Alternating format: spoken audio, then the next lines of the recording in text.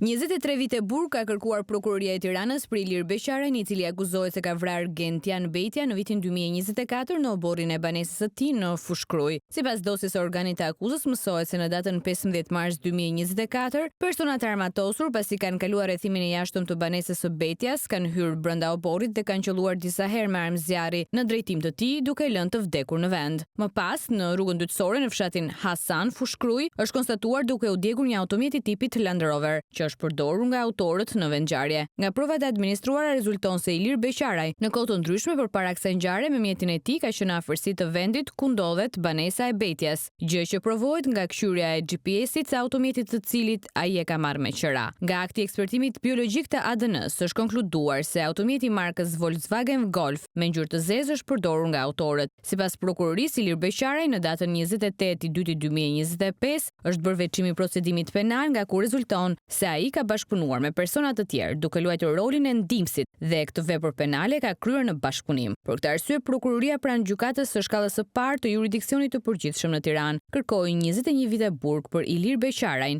i cili ka përdorur dhe mbiemrat Brahimi dhe Mançellari për vrasje me paramendime kryer në bashkëpunim, 2 vjet burg për armbajtje pa leje dhe 1 vit burg për falsifikim dokumentesh, dhe duke bashkuar dënimet shkon në 23 vite burg. Ilir Beqarajn është arrestuar që në muajin mars të vitit 2024, i cili u vu në pranga bashkë me Edison Axhiun pas analizimit të pamjeve filmike nga grupi hetimor.